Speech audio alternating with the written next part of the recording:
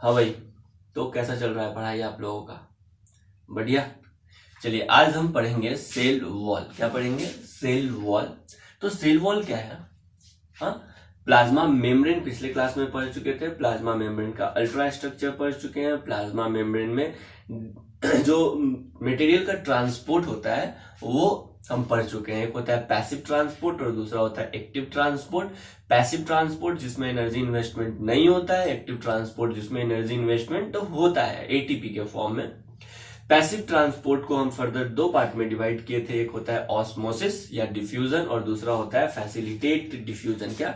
Facilitate diffusion. Clear है? चलिए अब हम पढ़ते हैं सेल वॉल। ये सेल बाउंड्री ही है ना। सबसे पहले सेल बाउंड्री में हम क्या पढ़ लिए? Plasma membrane. Plasma membrane each and every cell में प्रेजेंट होता है। क्या? ईच एंड एवरी सेल में प्रेजेंट होता है। और जो भी प्लाज्मा मेम्ब्रेन है, चाहे वो बैक्टीरिया का प्लाज्मा मेम्ब्रेन हो या फिर किसी सेल ऑर्गेनेल्स का प्लाज्मा मेम्ब्रेन हो या फिर यूकैरियोटिक सेल का प्लाज्मा मेम्ब्रेन हो या फिर फंजाई या फिर प्लांट का प्लाज्मा मेम्ब्रेन हो, सबका प्लाज्मा मेम्ब्रेन क्या होता है? सेम होता है। क्या? सबका प्लाज्मा मेम्ब्रेन सेम होता है और सेलेक्टिव परमिएबल होता है। क्या होता है? सेलेक्टिव परमिएबल होता है। अब हम पढ़ते हैं सेल वॉल। क्या? Cell wall. तो सेल वॉल क्या है? ये नॉन लिविंग रिजिड क्या है? Non living rigid permeable structure है। क्या है?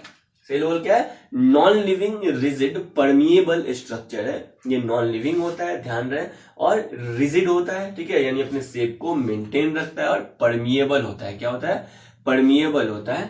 ठीक है, non living rigid permeable structure called cell wall. ये आउटर कवरिंग बनाता है। क्या? प्लाज्मा मेम्ब्रेन से भी बाहर एक कवरिंग बनाता है। आपको पता है प्लाज्मा मेम्ब्रेन के बाहर होता है। मान लेते हैं ये सेल का प्लाज्मा मेम्ब्रेन हो गया, तो इस प्लाज्मा मेम्ब्रेन के भी बाहर एक प्रोटेक्टिव कवरिंग होता है जिसको क्या कहते हैं? Cell wall.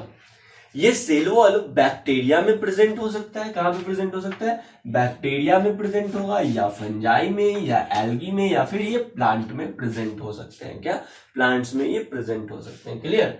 अगर हम सेल वॉल के कंपोजिशन का बात करते हैं तो अलग अलग ऑर्गेनिज्म में जो सेल वॉल का कंपोजिशन होता है वो अलग अलग होता है। क्लियर? जैसे अगर आप एल्गी को देखें तो एल्गी का जो सेल वॉल है ना, क्या? एल्गी का सेल वॉल ये बना होता है किसका? सेलुलोज का। किसका? सेलुलोज का। देखो एग्जाम पॉइंट ऑफ व्यू से ये बहुत इंपॉर्टेंट है। आपसे क्वेश्चन पूछेगा कि भाई cell wall of algae is made up of. क्या? Cell wall of algae is made up of और ऑप्शन दिया रहेगा। क्लियर है? आपको टिक करना होगा जो कॉम्बिनेशन सही होगा और ये कॉम्बिनेशन में दिया होगा। हाँ भाई, तो एल्गी का सेल वॉल किसका बना होता है? सेलुलोज का बना होता है, ग्लैक्टेंस का बना होता है, मैग्नेंस का बना होता है, कैल्शियम कार्बोनेट का बना होता है। किसका बना होता है? कैल्शियम कार्बोनेट का बना होता है। एक बार फिर से, एल्गी का सेल वॉल किसका बना होता है? सेलुलोज, ग्लैक्टेंस, मैग्नेंस एंड कैल्शियम कार्बोनेट का बना होता है ना। ये ध्यान में रखेंगे। प्लांट सेल वॉल अगर देखते हैं तो प्लांट सेल वॉल बना होता है किसका? सेलुलोज का, हेमी सेलुलोज का। किसका? सेलुलोज, हेमी सेलुलोज, पेक्टिन और प्रोटीन का बना होता है। किसका? सेलुलोज, हेमी सेलुलोज, पेक्टिन और प्रोटीन्स का बना होता है। जबकि बैक्टीरिया का सेल वॉल आप बोल सकते हैं पेप्टिडोग्लाइकेंस का बना है। किसका बना है?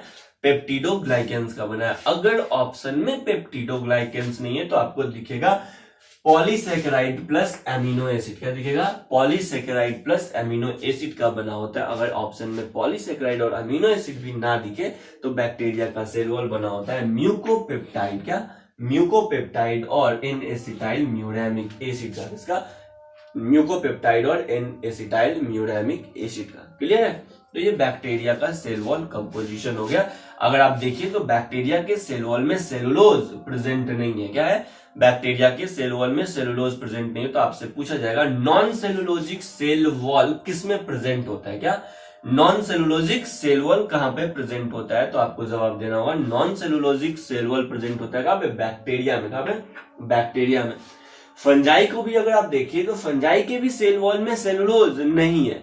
तो non cellulosic cell wall present है कहां पे? बैक्टीरिया और फंजाई में। बाकी एल्गी और प्लांट्स के सेल वॉल में सेलुलोज प्रेजेंट होता है। क्या? एल्गी और प्लांट के सेल में क्या? सेलुलोज प्रेजेंट होता है। क्लियर है? चलिए, तो बैक्टीरिया का सेल वॉल कंपोजिशन याद रखेंगे, बहुत बार पूछा जाता है। उसके अलावा बहुत इंपॉर्टेंट है जो, वो है फंजाई का सेल वॉल। क्या? फंजाई का सेल वॉल बना होता है काइटिन का। किसका बना होता है? काइटिन का। फंजाई का सेल वॉल किसका बना होता है? काइटिन का। और काइटिन क्या है? N acetyl ग्लूको nitrogen containing polysaccharide है, या इसको बोलते हैं एन एसिटाइल ग्लूकोसामीन, क्या है? नाग। ठीक है, तो इसका बना होता है फंजाई का सेल वॉल काइटिन का बना होता है। काइटिन क्या? पॉलीसेकेराइड है किसका? एन एसिटाइल ग्लूकोसामीन का। और एन एसिटाइल ग्लूकोसामीन क्या है? नाइट्रोजन कंटेनिंग पॉलीसेकेराइड है। क्या है? नाइट्रोजन कंटेनिंग पॉलीसेकेराइड है। यहां से क्वेश्चन कैसे आएगा? फंजाई से क्वेश्चन आपसे पूछा जाएगा कि भाई इसमें से किसका जो सेल वॉल है ना वो नाइट्रोजन कंटेनिंग पॉलीसेकेराइड का बना होता है। किसका? नाइट्रोजन कंटेनिंग पॉलीसेकेराइड का। आपको आंसर टिक करना होगा। किसका? फंजाई का सेल वॉल। किसका? फंजाई का सेल वॉल। क्लियर है? अब हम आ जाते हैं सेल वॉल के ओरिजिन के बारे में। क्या? सेल वॉल के ओरिजिन के बारे में। तो सेल वॉल तीन तरह का होता है। एक होता है प्राइमरी सेल वॉल, दूसरा होता है सेकेंडरी सेल वॉल, और तीसरा होता है टर्शियरी सेल वॉल। क्या? Tertiary cell wall. Tertiary cell wall special होता है, सारे प्लांट्स में नहीं प्रेजेंट होता है। क्लियर है? बस किसी किसी प्लांट सेल में ये प्रेजेंट होता है। चलिए देखिए, तो जो प्राइमरी सेल वॉल होगा, क्या? जो प्राइमरी सेल वॉल होगा ये आउटर मोस्ट होगा, सॉरी ये इनर मोस्ट होगा। क्या होगा? ये इनर मोस्ट होगा। सबसे अंदर क्या हो गया? Primary cell wall. क्या? प्राइमरी सेल वॉल है ना, गलत बात। सबसे पहले बनेगा प्राइमरी सेल वॉल। क्या? याद रखना भाई, सबसे पहले क्या बनेगा? प्राइमरी सेल वॉल बनेगा। तो देखो मान लेते हैं ये प्लांट सेल है, और प्लांट सेल में ये प्लाज्मा मेम्ब्रेन के बाहर होता है। क्या होता है? प्लाज्मा मेम्ब्रेन के बाहर होता है। तो ये व्हाइट वाला जो हम बना रहे हैं ना, ये क्या है? प्लाज्मा मेम्ब्रेन है। क्या है? प्लाज्मा मेम्ब्रेन है। प्लाज्मा मेम्ब्रेन के जस्ट बाहर, प्लाज्मा मेम्ब्रेन के जस्ट बाहर जो सेल वॉल है वो क्या है? प्राइमरी सेल वॉल है। क्या है भाई?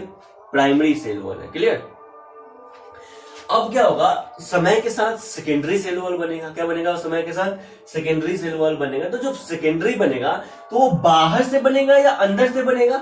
हाँ भाई, सेकेंडरी सेल वॉल मान लेते हैं ये प्राइमरी सेल वॉल है। ठीक है, ये प्लांट सेल के साथ शुरू से ही प्रेजेंट होता है, ऑलरेडी प्रेजेंट होता है। क्लियर?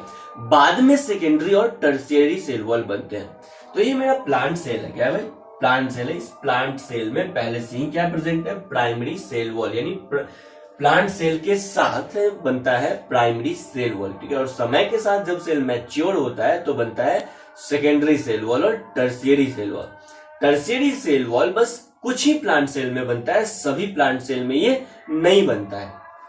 अब भाई, तो प्लाज्मा मेम्ब्रेन के जस्ट बाहर क्या है? प्राइमरी सेल वॉल है। क्या भाई? प्राइमरी सेल वॉल है। अब बताइए जो सेकेंडरी सेल वॉल बनेगा ये अंदर से बनेगा या फिर बाहर से बनेगा? तो सिंपल सा बात है सर, बाहर से कौन बनाएगा? ये अंदर से बनेगा। कैसे बनेगा? अंदर से बनेगा। अंदर से जब बनेगा तो प्राइमरी वाले को ये बाहर धक्का दे देगा। क्या? प्राइमरी वाले को ये बाहर धक्का दे देगा, और सेकेंडरी सेल वॉल जस्ट इसके नीचे बनेगा। क्या? जस्ट इसके नीचे बनेगा। यानी प्राइमरी के नीचे क्या बन गया? Secondary cell wall. क्या? प्राइमरी के नीचे क्या बन गया? Secondary cell wall. और टर्शियरी कहां बन गया? और इसके अंदर बन गया। क्या? और इसके अंदर बन गया। तो सबसे बाहर हो गया प्राइमरी सेल वॉल। सबसे बाहर आपको क्या दिख रहा है? Primary cell wall. ये पिंक वाला क्या है? Secondary cell wall. और ये सबसे लास्ट में क्या बनेगा? टर्शियरी सेल वॉल बनेगा। क्या बनेगा भाई? टर्शियरी सेल वॉल बनेगा। क्लियर है? ये जो प्राइमरी सेल वॉल है, देखो ये ग्रोथ हुआ और ये आगे बढ़ता है। क्लियर? तो प्राइमरी सेल वॉल के पास क्या होता है? ग्रोथ का कैपेसिटी होता है। क्या? Capable of growth. इसके पास ग्रोथ का कैपेसिटी होता है। और ये जब सेकेंडरी सेल वॉल बन जाता है या फिर सेल मैच्योर हो जाता है, क्या? सेकेंडरी सेल वॉल बन जाता है या सेल मैच्योर हो जाता है, तो प्राइमरी सेल वॉल डिसअपियर हो जाता है, प्राइमरी सेल वॉल टूट जाता है, प्राइमरी सेल वॉल डिमिनिश्ड हो जाता है। क्या हो जाता है भाई? डिमिनिश्ड हो जाता है। तो capable of growth diminishes as cell mature. जब सेल मैच्योर हो जाता है तो ये टूट जाता है। क्लियर? आगे आ जाते हैं हम सेकेंडरी वॉल पे। Secondary wall not capable of growth, बस इसका फॉर्मेशन होता है, इसमें ग्रोथ का कैपेसिटी नहीं है। क्लियर? और टर्शियरी सेल वॉल बस कुछ ही प्लांट सेल में प्रेजेंट होता है, जैसे कि ट्रैकिड्स। किसमें प्रेजेंट होता है भाई? ट्रैकिड्स में प्रेजेंट होता है। ट्रैकिड्स क्या है आपको डिटेल में समझ में आएगा। कहां पे? प्लांट, जब हम प्लांट टिश्यू पढ़ेंगे तो वहां पे हम पढ़ेंगे जाइलम। क्या पढ़ेंगे? जाइलम। क्लियर? और जाइलम का मेनली 4 कंपोनेंट होता है, ट्रैकिड्स, वेसल, जाइलम पैरेन्काइमा और जाइलम फाइबर। क्या? जाइलम का मेनली 4 कंपोनेंट होता है, ट्रैकिड्स, वेसल, जाइलम पैरेन्काइमा और जाइलम फाइबर। ये जो जाइलम है ना वाटर कंडक्टिंग टिश्यू है। क्या है? वाटर कंडक्टिंग टिश्यू है। उसी जाइलम का एक कंपोनेंट क्या है? ट्रैकिड्स है। और ये टर्शियरी वॉल सिर्फ ट्रैकिड्स में प्रेजेंट होता है। कहां प्रेजेंट होता है? ट्रैकिड्स में प्रेजेंट होता है, वो भी जिम्नोस्पर्म के ट्रैकिड्स में प्रेजेंट होता है। किसके? जिम्नोस्पर्म के ट्रैकिड्स में प्रेजेंट होता है। आपको पता है प्लांट्स के आप डिफरेंट डिवीजन पढ़े हैं, मतलब थैलोफाइटा, ब्रायोफाइटा, उसके बाद टेरिडोफाइटा, जिम्नोस्पर्म और एंजियोस्पर्म। तो एंजियोस्पर्मिक प्लांट के क्या? एंजियोस्पर्मिक प्लांट के ट्रैकिड्स में प्रेजेंट होता है टर्शियरी वॉल। क्लियर है? तो सेकेंडरी वॉल का आप स्ट्रक्चर मतलब कैरेक्टर याद रखेंगे कि इसमें ग्रोथ का कैपेसिटी नहीं होता है, प्राइमरी वॉल में ग्रोथ का कैपेसिटी होता है। और जब सेल मैच्योर हो जाता है, कहने का मतलब है जब सेकेंडरी वॉल कंप्लीट बन जाएगा तो प्राइमरी वॉल क्या हो जाएगा? डिमिनिश्ड हो जाएगा, डिसअपियर हो जाएगा। क्लियर है? क्लियर है। अब हम पढ़ते हैं फॉर्मेशन ऑफ सेल वॉल। क्या पढ़ेंगे? Formation of cell wall. तो फॉर्मेशन ऑफ सेल वॉल दो तरह से होता है। एक तो होता है डिपोजिशन ऑफ वॉल मटेरियल, मतलब सेल वॉल मटेरियल का डिपोजिशन होता है, धीरे धीरे सेल वॉल मटेरियल का डिपोजिशन होता है। और दूसरा होता है डिपोजिशन ऑफ लेयर। क्या? डिपोजिशन ऑफ लेयर, यानी सेल वॉल का जो फॉर्मेशन होता है वो लेयर के फॉर्म में डिपोजिट होता है। किसके फॉर्म में डिपोजिट होता है? लेयर के फॉर्म में डिपोजिट होता है। क्लियर है? चलिए, तो नेक्स्ट हेडिंग देंगे फॉर्मेशन ऑफ सेल वॉल। क्या? Formation of cell wall.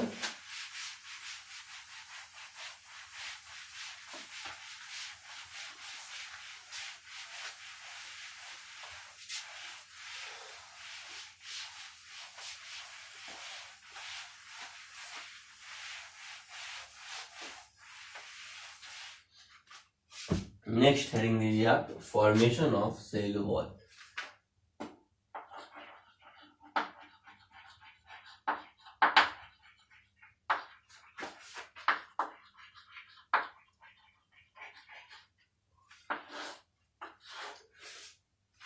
Formation of cell wall, और सेल वॉल का फॉर्मेशन मेनली दो मेथड से होता है। एक को बोलते हैं इंटूसेप्शन। क्या कहते हैं? इंटूसेप्शन।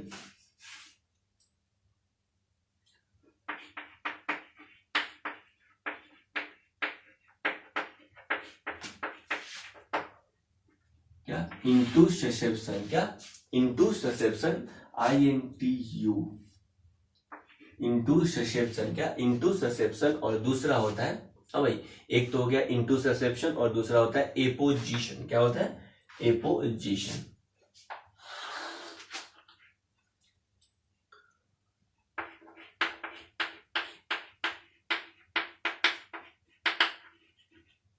Apposition and intussusception. इंटूसेप्शन में क्या होता है? डिपोजिशन ऑफ वॉल मटेरियल होता है। क्या होता है? Deposition of wall material. Deposition of wall material.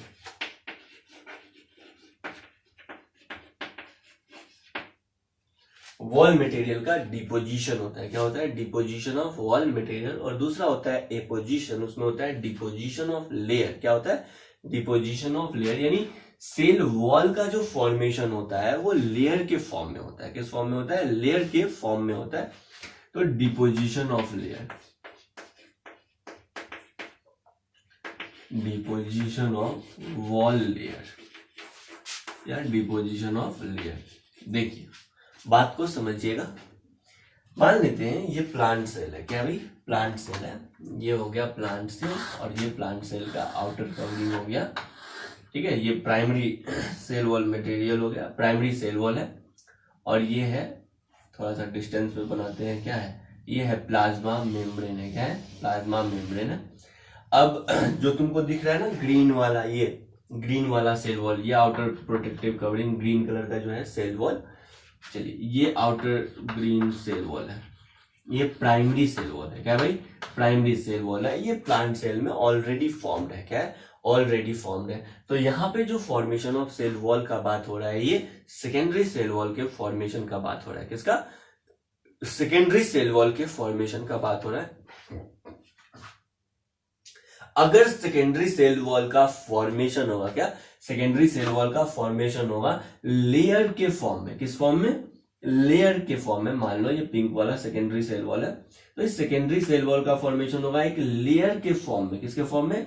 Layer के फॉर्म में। एक लेयर आएगा और आके यहां से चिपक जाएगा, लेयर के फॉर्म में होगा, तब उसको कहेंगे इनटू ससेप्शन। क्या कहेंगे? Into susception. और अगर इस सेकेंडरी वॉल का फॉर्मेशन होगा क्या, इस सेकेंडरी सेल वॉल का फॉर्मेशन होगा क्या, किस फॉर्म में? डिपोजिशन ऑफ सॉरी अगर सेल वॉल का फॉर्मेशन होगा लेयर के फॉर्म में, किस फॉर्म में? लेयर के फॉर्म में, इस लेयर के फॉर्म में, तब इसको कहेंगे एपोजिशन। क्या कहेंगे? Apposition. Deposition of wall layer. क्या? Deposition of wall layer. तो अगर लेयर के फॉर्म में सेकेंडरी सेल वॉल का फॉर्मेशन होता है, तब उसको कहेंगे क्या? एपोजिशन कहेंगे। क्या कहेंगे? एपोजिशन कहेंगे, यानी डिपोजिशन ऑफ लेयर। क्लियर? लेकिन यहाँ पे सेकेंडरी वॉल का अगर फॉर्मेशन होगा किस फॉर्म में? वॉल मटेरियल के फॉर्म में। क्या? वॉल मटेरियल कहने का मतलब है सेल सिक्रीट करेगा छोटे छोटे ड्रॉपलेट्स। क्या? छोटे छोटे ड्रॉपलेट्स, सेल वॉल मटेरियल। और ये सेल वॉल मटेरियल डिपोजिट होकर सेल वॉल का फॉर्मेशन करेगा।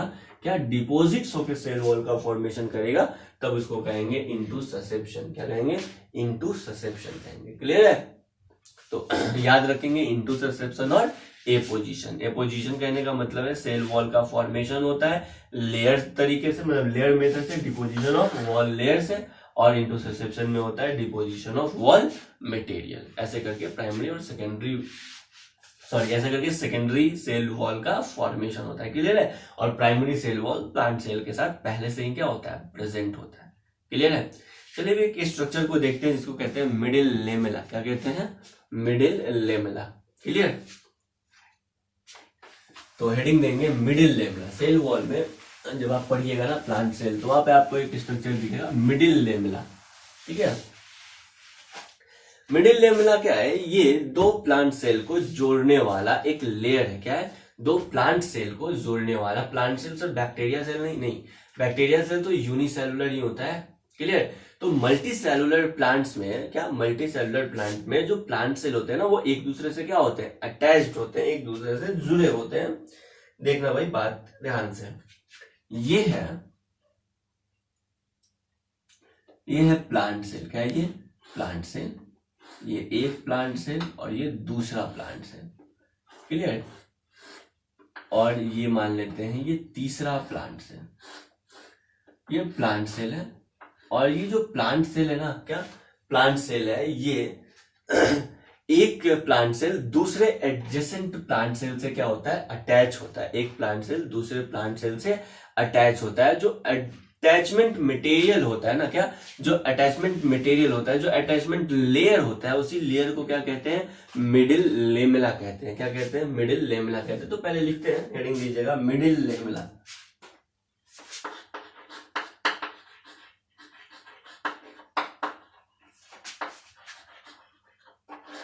मिडिल लेमेला लिखेंगे। मिडिल लेमेला में क्या?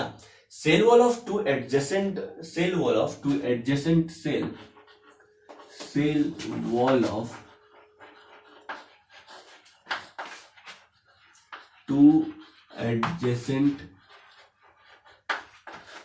सेल, क्या cell wall of two adjacent cell are joined by a layer, are joined by a layer, are joined by a layer, are joined by a layer called middle lamina, called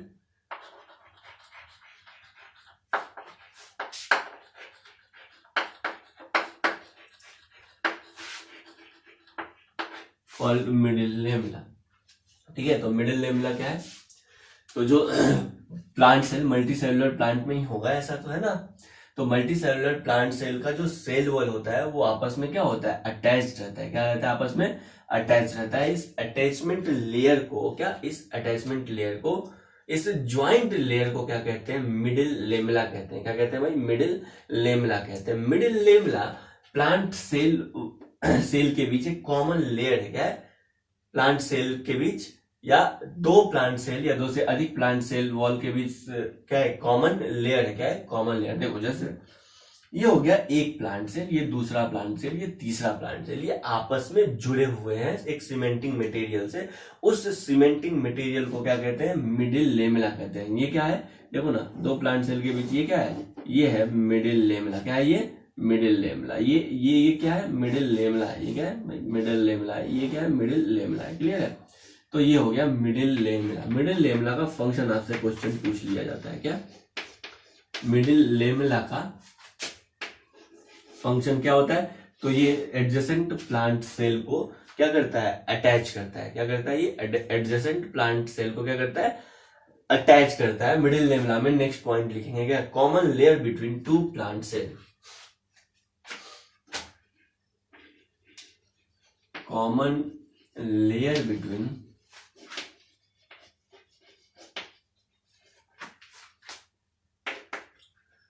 to plant cell.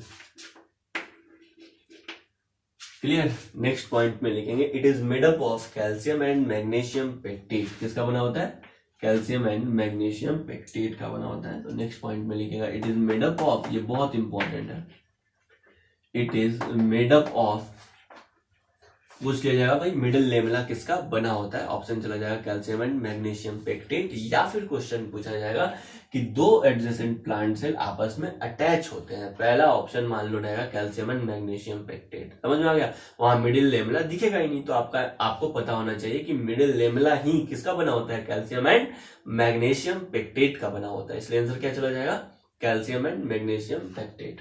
It is made up of calcium and magnesium pectate. क्या ये बना होता है calcium and magnesium pectate का। आपको पता है calcium and magnesium pectate को कहते हैं प्लांट सीमेंट। क्या कहते हैं, प्लांट सीमेंट कहते हैं। क्या कहते हैं, प्लांट सीमेंट। क्लियर है। तो ये तो हो गया क्या, मिडिल लेमेला। क्या मिडिल लेमेला। एक होता है स्ट्रक्चर यहीं पे प्लांट सेल में ही देखने को मिलता है, प्लाज्मोडेस्माटा। क्या, प्लाज्मोडेस्माटा। अब बात आता है कि सर देखिए, ये हो गया एक सेल, दो सेल, तीन सेल। इस सेल्स में तो ठीक है, outer most non living rigid permeable structure होता है क्या, सेल वॉल। क्या होता है, सेल वॉल। और बीच में आ गया कैल्शियम मैग्नीशियम पेक्टेट का एक लेयर जिसको कहते हैं मिडिल लेमेला। क्या कहते हैं, मिडिल लेमेला। लेकिन ये दो प्लांट सेल या ये तीसरा प्लांट सेल आपस में कनेक्ट कैसे होता है, क्या आपस में कनेक्ट कैसे होता है, कनेक्शन का जरूरत है भाई, साइटोप्लाज्मिक कनेक्शन का जरूरत है। क्यों, क्योंकि साइटोप्लाज्मिक कनेक्शन के हेल्प से ही तो क्या होता है, एक प्लांट सेल में अगर किसी मटेरियल का, किसी मॉलिक्यूल का कमी होगा तो दूसरे प्लांट सेल से वो आ सकता है। क्लियर। तो जो साइटोप्लाज्मिक कनेक्शन होता है ना एडजेसेंट प्लांट सेल में, मल्टीसेलुलर प्लांट में, ठीक है, जो एडजेसेंट प्लांट सेल में यानी एक प्लांट सेल और उसका पड़ोसी प्लांट सेल के बीच जो साइटोप्लाज्मिक कनेक्शन होता है ना, इस साइटोप्लाज्मिक कनेक्शन को कहते हैं प्लाज्मोडेस्माटा। क्या कहते हैं, प्लाज्मोडेस्माटा कहते हैं। एक बार फिर से, तो प्लाज्मोडेस्माटा क्या है, साइटोप्लाज्मिक कनेक्शन है, बात समझना। प्लाज्मोडेस्माटा क्या है, दो प्लांट सेल के बीच का साइटोप्लाज्मिक कनेक्शन क्या कहलाता है, प्लाज्मोडेस्माटा कहलाता है। जबकि दो प्लांट सेल के बीच जो सीमेंटिंग मटेरियल होता है उसको क्या कहते हैं, मिडिल लेमेला कहते हैं। क्या कहते हैं, मिडिल लेमेला कहते हैं ना। तो यहां पे कंफ्यूज नहीं होइएगा, अक्सर लोग कंफ्यूज हो जाते हैं क्योंकि दोनों को साथ ही पढ़ा रहे हैं। तो दो प्लांट सेल वाल को जोड़ने वाला स्ट्रक्चर मिडिल लेमेला, और दो प्लांट सेल के बीच जो साइटोप्लाज्मिक कनेक्शन है, क्या है, साइटोप्लाज्मिक कनेक्शन है, इस साइटोप्लाज्मिक कनेक्शन को कहते हैं प्लाज्मोडेस्माटा। क्या कहते हैं, प्लाज्मोडेस्माटा। क्या कहते हैं, बिल्कुल सही, क्या कहते हैं, प्लाज्मोडेस्माटा कहते हैं, प्लाज्मोडेस्माटा। क्लियर। तो हेडिंग देंगे प्लाज्मोडेस्माटा। क्या, प्लाज्मोडेस्माटा लिखेंगे। These are cytoplasmic connection, these are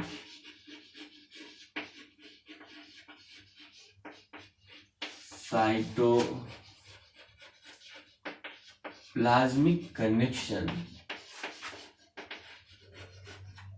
these are cytoplasmic connection between two adjacent plant cell, between two adjacent plant cells, दो एडजेसेंट प्लांट सेल के बीच जो साइटोप्लाज्मिक कनेक्शन होता है उस साइटोप्लाज्मिक कनेक्शन को कहते हैं प्लाज्मोडेस्माटा। क्या कहते हैं? प्लाज्मोडेस्माटा। ये प्लाज्मोडेस्माटा जो है वो मल्टी सेलुलर प्लांट का एक कैरेक्टरिस्टिक फीचर है।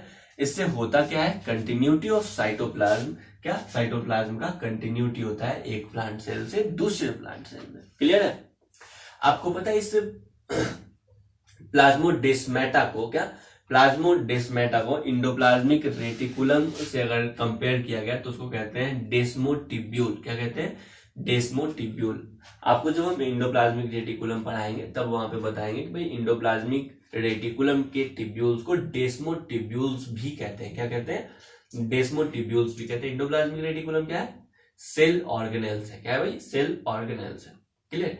तो उसको कहते हैं डेस्मोटिब्यूल्स। ये डेस्मोटिब्यूल क्या करता है कि सेल में साइटोप्लाज्म के कंटिन्यूटी को मेंटेन करता है। क्या करता है? सेल में साइटोप्लाज्म के कंटिन्यूटी को मेंटेन करता है। ठीक, क्लियर? चलिए, तो आपको हैंड रिटन नोट्स मिल गया है। हैंड रिटन नोट्स को लेक्चर के साथ मेंटेन करना जरूरी है। क्या? हैंड रिटन नोट्स को लेक्चर के साथ मेंटेन करना बहुत जरूरी है। अगर कोई डाउट होता है हैंड रिटन नोट्स में तो आप जरूर उसको पूछिएगा। नेक्स्ट हेडिंग दीजिएगा फंक्शन ऑफ सेल वॉल। क्या? Function of cell wall. देखो, सेल वॉल में सेल वॉल का कंपोजिशन बहुत इंपॉर्टेंट है भाई। Clear?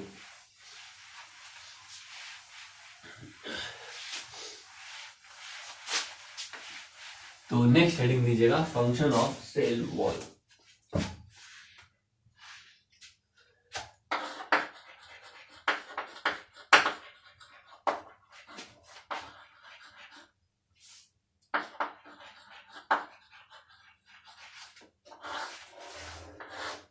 Function of cell wall, पहला शेप ऑफ सेल। ये सेल को क्या करता है? शेप प्रोवाइड करता है। तो लिखेंगे शेप ऑफ सेल। दूसरा, ये क्या करता है? Protection from mechanical damage and infection. Cell को मैकेनिकल डैमेज और इंफेक्शन से प्रोटेक्ट करता है। क्या? सेल को मैकेनिकल डैमेज एंड इंफेक्शन से प्रोटेक्ट करता है। तो नेक्स्ट पॉइंट में लिखेंगे protect from mechanical damage and infection. Protect from mechanical damage and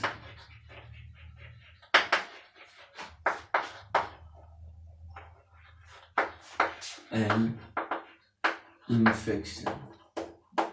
protect from mechanical damage and infection. Next point में ये क्या करता है? सेल टू सेल इंटरेक्शन में हेल्प करता है। क्या? सेल टू सेल इंटरेक्शन में हेल्प करता है सेल वॉल। क्लियर? तो नेक्स्ट पॉइंट में लिखेंगे help cell to cell interaction. Help in cell to cell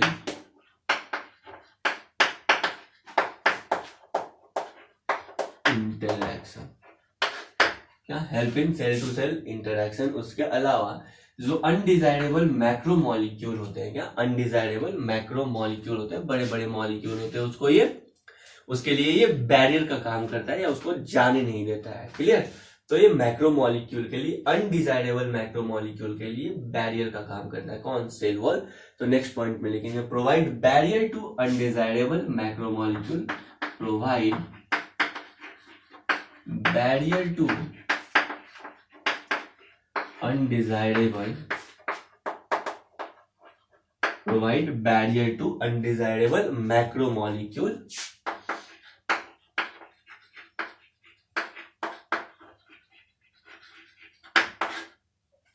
clear? Next point में सेल वॉल जो है ये प्रोटेक्टिव फ्रेमवर्क का काम करता है, प्रोटेक्टिव लेयर का काम करता है। तो cell wall work as a frame. Cell wall work as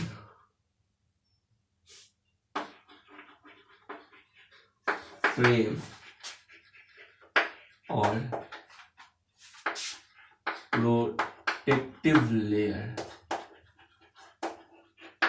cell wall work as a frame और प्रोटेक्टिव लेयर ऑफ सेल। ठीक है? बस याद रखना तो एक बार फंक्शन को रिकैप कर लेते हैं ना। ये शेप ऑफ सेल प्रोवाइड करता है, protect from mechanical damage and infection से सेल को प्रोटेक्ट करता है। ये सेल टू सेल इंटरेक्शन में हेल्प करता है और बायो मैक्रोमोलिक्यूल के लिए ये बैरियर का काम करता है। और सेल वॉल सेल के फ्रेम के जैसा काम करता है, एक्सटर्नल फ्रेम या प्रोटेक्टिव लेयर के जैसा काम करता है। क्लियर? तो सेल वॉल यहाँ पे अपना हो गया खत्म। अब हम पढ़ेंगे ग्लाइकोकैलिक्स। क्या पढ़ेंगे? ग्लाइकोकैलिक्स। तो नेक्स्ट हेडिंग देंगे ग्लाइकोकैलिक्स।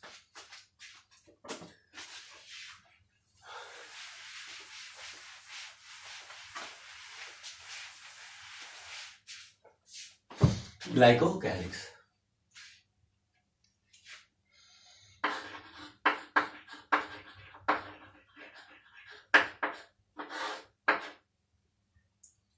हाँ भाई, तो ग्लाइकोकैलिक्स क्या है? Viscous carbohydrate rich layer. क्या भाई? अ viscous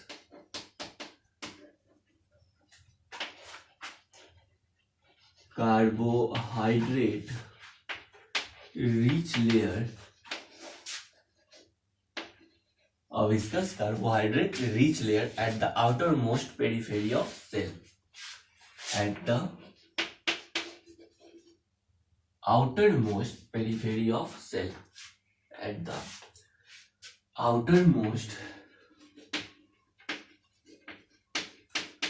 periphery of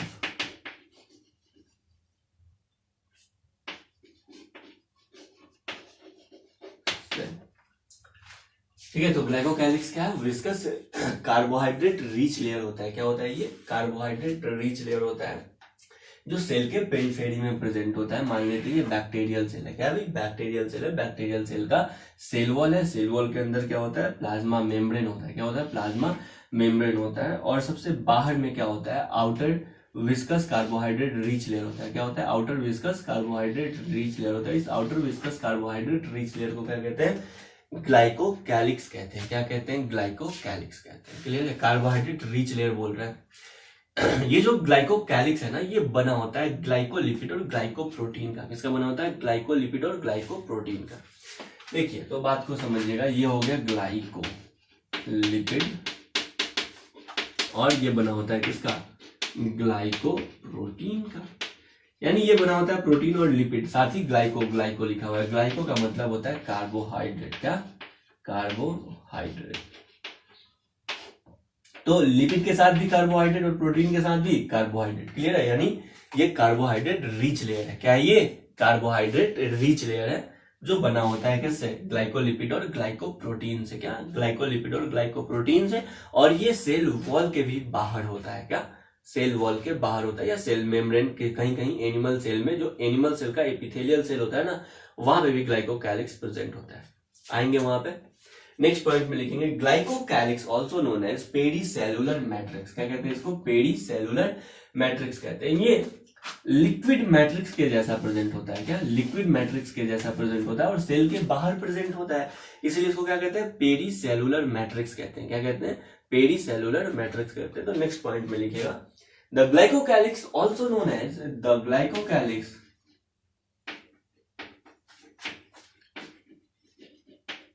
also known as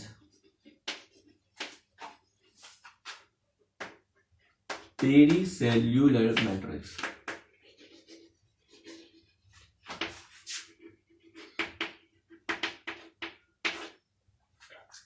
The glycocalyx also known as pericellular matrix. Clear?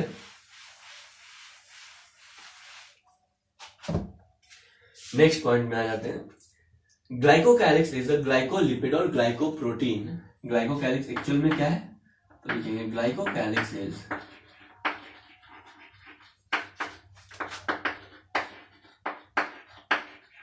Glycolipid और ग्लाइकोप्रोटीन। ग्लाइकोकैलिक्स इज ग्लाइकोलिपिड और glycoprotein covering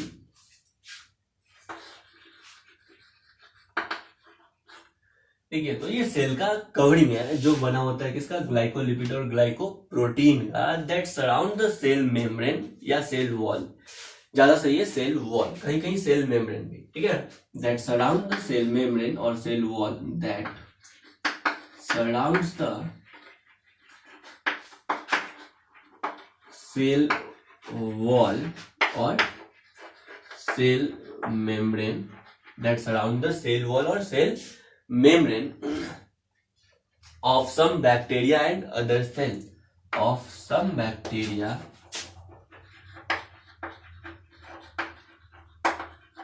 and other cell. Clear? तो ये याद रखिएगा भाई, ग्लाइकोकैलिक्स बना होता है ग्लाइकोलिपिड और ग्लाइकोप्रोटीन का, और ग्लाइकोकैलिक्स है ये क्या है, कार्बोहाइड्रेट रिच लेयर है। कैसे कार्बोहाइड्रेट रिच लेयर, समझ में आया? चलिए, इसको पेरी सेलुलर मैट्रिक्स क्यों कहते हैं? देखिए, मैट्रिक्स का मतलब होता है लिविंग फ्लूइड। क्या होता है? Living fluid. क्लियर?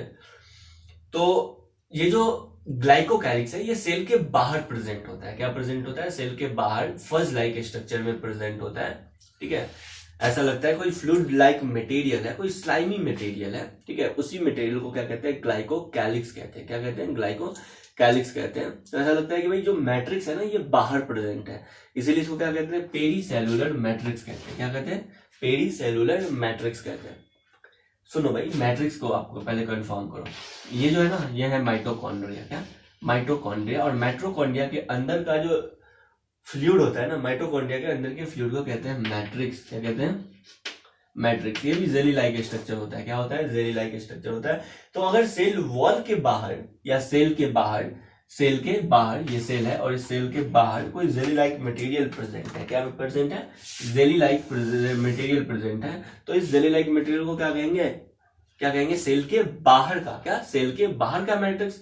इसीलिए ग्लाइकोकैलिक्स को कहते हैं पेरी सेलुलर मैट्रिक्स। क्या कहते हैं? पेरी सेलुलर मैट्रिक्स कहते हैं। चलिए, इस ग्लाइकोकैलिक्स के बारे में सबसे पहले साइंटिस्ट ने बताया था 1970 में। कब? 1970 में, 1970 में, अभी हाल ही का बात है। उस साइंटिस्ट का नाम है मार्टिन्स एंड पेलामो। मार्टिन्स एंड पेलामो, ठीक है। मार्टिन्स एंड पेलामो कब? 1970 में। क्या? 1970 में, ठीक है। मार्टिन्स एंड पेलामो ये दो साइंटिस्ट थे। सबसे पहले ये ग्लाइकोकैलिक्स के बारे में बताएं, या ग्लाइकोकैलिक्स का डिस्कवर किया। ये ग्लाइकोकैलिक्स को एनिमल सेल के आउटर कवरिंग एपिथेलियम में देखें। क्या? ये एनिमल सेल का क्या होता है? एपिथेलियम होता है। क्या होता है? एनिमल सेल का एपिथेलियम होता है। तो एनिमल सेल के एपिथेलियम में ये होता है एनिमल सेल का एपिथेलियम। क्या? एनिमल सेल का एपिथेलियम। तो एनिमल सेल के एपिथेलियम में जो एक फज लाइक स्ट्रक्चर, ठीक है, एक स्लाइमी लेयर देखा गया। किसका? ग्लाइकोकैलिक्स का। किसका? ग्लाइकोकैलिक्स का। क्लियर है? तो ग्लाइकोकैलिक्स का डिस्कवर कौन किया? मार्टिन्स एंड पेलामो ने किया। कौन किया? मार्टिन्स एंड पेलामो ने किया। कहां पे किया? एनिमल सेल पे किया। कहां पे? एनिमल सेल के एपिथेलियम में। बस ये चीज को याद रखेंगे। नेक्स्ट हम आ जाते हैं, ग्लाइकोकैलिक्स खत्म हो गया। ग्लाइकोकैलिक्स में आपको ध्यान में रखना है, इसको पेरीसेलुलर मैट्रिक्स कहते हैं। ये स्लाइमी लेयर होता है, फज लाइक स्ट्रक्चर होता है, ये कार्बोहाइड्रेट रिच होता है जो बना होता है ग्लाइकोप्रोटीन और ग्लाइकोलिपिड का। क्लियर? नेक्स्ट अब हम आ जाते हैं साइटोप्लाज्म पे। किस पे? साइटोप्लाज्म पे। साइटोप्लाज्म, सुनो भाई, पहले समझ में तो आ रहा है ना कहां पढ़ रहा है? देखो, सेल हम पढ़े थे, हेडिंग क्या दिए थे? चलिए, इतना सब कुछ हो गया, इसको हटाइए।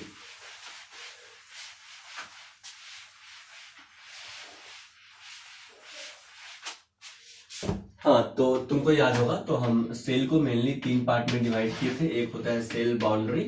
क्या? सेल बाउंड्री में प्लाज्मा मेम्ब्रेन पढ़ चुके, सेल वॉल पढ़ चुके, और ग्लाइकोकैलिक्स अभी पढ़ चुके। क्लियर है? छोटा सा इंट्रोडक्शन। उसके बाद, क्योंकि उतना ही पढ़ना है, क्लियर, आगे आ जाते हैं हम सेल में। फिर होता है साइटोप्लाज्म। क्या होता है? साइटोप्लाज्म। और उसके बाद हम देखे थे सेल के पास होता है न्यूक्लियस। क्या होता है? न्यूक्लियस। तो अगर आपको याद है तो हम सेल बाउंड्री पढ़ चुके हैं। क्या? सेल बाउंड्री पढ़ चुके, प्लाज्मा मेम्ब्रेन, सेल वॉल और ग्लाइकोकैलिक्स। अब हम क्या पढ़ेंगे? साइटोप्लाज्म। क्या पढ़ेंगे? साइटोप्लाज्म। क्लियर है? साइटोप्लाज्म का फिर 2 पार्ट हम पढ़े थे। एक होता है साइटोसोल। क्या होता है? साइटोसोल। दूसरा होता है ट्रोफोप्लाज्म। ये जो साइटोसोल होता है ना, साइटोसोल ये लिक्विड पोर्शन होता है साइटोप्लाज्म का, और जो ट्रोफोप्लाज्म होता है ये सॉलिड पोर्शन होता है। फिर इस सॉलिड पोर्शन को हम दो पार्ट में डिवाइड किए थे, याद है? कौन कौन सा? नॉन लिविंग मटेरियल जिसको सेल इंक्लूजन बोलते हैं, और लिविंग मटेरियल जिसको सेल ऑर्गेनेल्स बोलते हैं। सेल इंक्लूजन अभी हम नहीं पढ़ेंगे, इसके लिए एक अलग चैप्टर बना हुआ है, बायोमोलिक्यूल। क्या? बायोमोलिक्यूल, जिसमें प्रोटीन, कार्बोहाइड्रेट, लिपिड्स ये सब पढ़ना है। क्लियर? यहाँ पे हम ट्रोफोप्लाज्म में लिविंग मटेरियल पढ़ेंगे सेल का, जिसको कहते हैं सेल ऑर्गेनेल्स। क्या कहते हैं? सेल ऑर्गेनेल्स कहते हैं। यहाँ पे mitochondria, endoplasmic reticulum, Golgi body, lysosome, vacuoles और भी बहुत सारे सेल ऑर्गेनेल्स आएंगे। क्लियर है? हाँ भाई, तो यहाँ पे हम ऐसे, उसके बाद हम पढ़ेंगे न्यूक्लियस। तो देखो अभी हम क्या पढ़ रहे हैं? अभी हम पढ़ रहे हैं साइटोप्लाज्म का इंट्रोडक्शन। क्या पढ़ रहे हैं? साइटोप्लाज्म का इंट्रोडक्शन। उसके बाद हम पढ़ेंगे साइटोसोल। नहीं, ये तो बस living component, sorry liquid component है साइटोप्लाज्म का। उसके बाद हम पढ़ेंगे क्या? Non living material, cell inclusion. नहीं, ये हम पढ़ेंगे बायोमोलिक्यूल्स में। आई थिंक आप पढ़ चुके हैं। इसके बाद हम पढ़ेंगे लिविंग मटेरियल। सेल का क्या? लिविंग मटेरियल, जो कहते हैं सेल ऑर्गेनेल्स। क्या? सेल ऑर्गेनेल्स, जिसमें हम पढ़ेंगे mitochondria, vacuoles, endoplasmic reticulum, chloroplast, different cell organelles पढ़ेंगे। उसका फंक्शन देखेंगे, राइबोसोम्स वगैरह। उसके बाद सबसे लास्ट में हम क्या पढ़ेंगे? न्यूक्लियस पढ़ेंगे। न्यूक्लियस के बाद हम प्रोकैरियोटिक, यूकैरियोटिक में डिफरेंस पढ़ेंगे। समझ में आया ना? देखो सेल के पास होता क्या है एक्चुअल में हम पढ़ लेंगे। उसके बाद प्रोकैरियोटिक यूकैरियोटिक से कैसे अलग है ये पढ़ लेंगे, मतलब प्रोकैरियोटिक यूकैरियोटिक में डिफरेंस पढ़ लेंगे। उसके बाद प्लांट एनिमल सेल में डिफरेंस पढ़ लेंगे, खत्म हो जाएगा उसके बाद। क्लियर? उसके बाद हम शुरू करेंगे सेल डिवीजन। आखिर सेल डिवाइड कैसे करता है, एक सेल से दो सेल कैसे फॉर्म होता है। तो अभी हम क्या पढ़ रहे हैं? साइटोप्लाज्म। तो हेडिंग दीजिएगा साइटोप्लाज्म।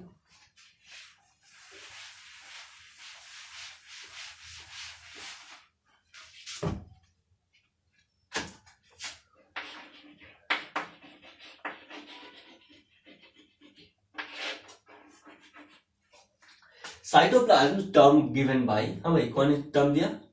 स्ट्रासबर्गर। क्या? Term given by Strasburger. Clear? Small burger नहीं, क्या? स्ट्रासबर्गर। साइटोप्लाज्म टर्म कौन दिया? स्ट्रासबर्गर ने दिया था।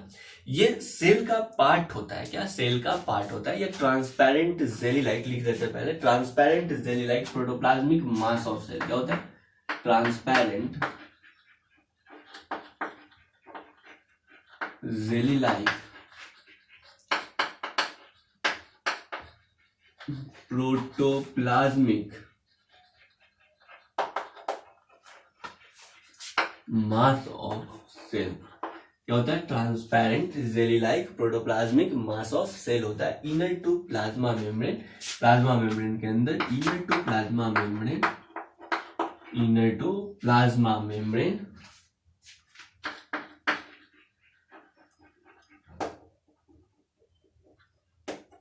transparent jelly-like protoplasmic mass of cell inner to plasma membrane and excluding nucleus and excluding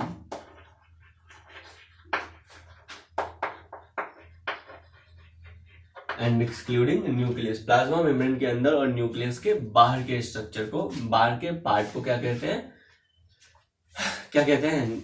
cytoplasm कहते हैं। देखो ये है सेल का प्लाज्मा मेम्ब्रेन, और ये क्या है?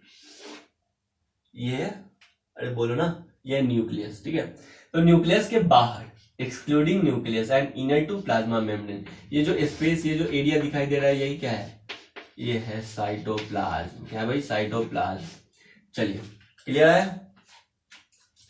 तो साइटोप्लाज्म क्या है? ट्रांसपेरेंट, इसके अंदर transparent jelly like protoplasmic mass of cell होता है। इसको कहते हैं साइटोप्लाज्म। इसमें बहुत सारे फ्लूइड होते हैं, बहुत सारे लिविंग कंपोनेंट होता है, बहुत सारा नॉन लिविंग कंपोनेंट होता है, जैसा कि तुमको पता है। क्लियर? बहुत सारे लिविंग और नॉन लिविंग कंपोनेंट होते हैं। देखे थे ना साइटोप्लाज्म को डिवाइड किए थे लिविंग और नॉन लिविंग कंपोनेंट में, और लिक्विड और सॉलिड पोर्शन में। ठीक है? और इसमें बहुत सारे लिविंग स्ट्रक्चर होते हैं। हमको मतलब है अभी बस लिविंग स्ट्रक्चर्स है ना, नॉन लिविंग स्ट्रक्चर भी होता है लेकिन पढ़ना तो है नहीं, इसलिए नेक्स्ट पॉइंट लिखेंगे, it contains number of minute living structure. ये जो साइटोप्लाज्म है ना, बहुत सारे छोटे छोटे माइन्यूट लिविंग स्ट्रक्चर को रखता है, और उस लिविंग स्ट्रक्चर को क्या कहते हैं? क्या कहते हैं? सेल ऑर्गेनेल्स कहते हैं। ये सेल ऑर्गेनेल्स हो सकता है माइटोकॉन्ड्रिया, हो सकता है लाइसोसोम, हो सकता है वैक्यूल्स, हो सकता है क्लोरोप्लास्ट, है ना। तो ये सब यहाँ पे सेल ऑर्गेनेल्स होता है। उस सेल ऑर्गेनेल्स को क्या कहते हैं, माइन्यूट लिविंग स्ट्रक्चर कहते हैं। क्लियर है। ये जो साइटोप्लाज्म है ना, साइटोप्लाज्म ये मेन एरिया है क्या, किसके लिए, सेलुलर एक्टिविटीज के लिए। तो next point, important point NCERT का है कि सेल में जो मेन सेलुलर एक्टिविटी होता है, क्या सेल का जो मेन सेलुलर एक्टिविटी होता है वो कहां पे होता है, सेल का जो मेन सेलुलर एक्टिविटी होता है वो कहां पे होता है, साइटोप्लाज्म में होता है। कहां पे होता है, साइटोप्लाज्म में होता है। तो नेक्स्ट पॉइंट में लिखेंगे, क्या लिख लिया जाए, cytoplasm is main arena of cellular activities. Cytoplasm is cytoplasm is main arena of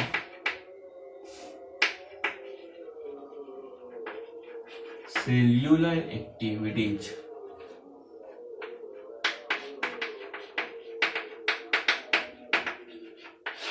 cytoplasm is main arena of cellular activities. हाँ भाई बोलिए, यहां तक क्लियर है। चलिए तो आज के लिए इतना ही। अगले क्लास में हम साइटोप्लाज्म के अंदर क्या क्या होता है, कौन कौन सा लिविंग कंपोनेंट होता है, यहां से शुरू करेंगे। यानी हम पढ़ेंगे mitochondria, chloroplast, Golgi body, lysosome, ribosome, peroxisome, है ना। ये सब चीज हम धीरे धीरे अब करके पढ़ेंगे। क्लियर है। तो सेल ऑर्गेनेल्स होगा। सेल ऑर्गेनेल्स के बाद हम पढ़ेंगे, क्या पढ़ेंगे, न्यूक्लियस पढ़ेंगे। क्या पढ़ेंगे, न्यूक्लियस पढ़ेंगे। न्यूक्लियस के पास जेनेटिक मटेरियल होता है, क्या होता है, कैसे होता है। उसके बाद prokaryotic, eukaryotic, animal cell, plant cell, खत्म हो जाएगा चैप्टर। क्लियर। चलिए तो आज के लिए इतना ही।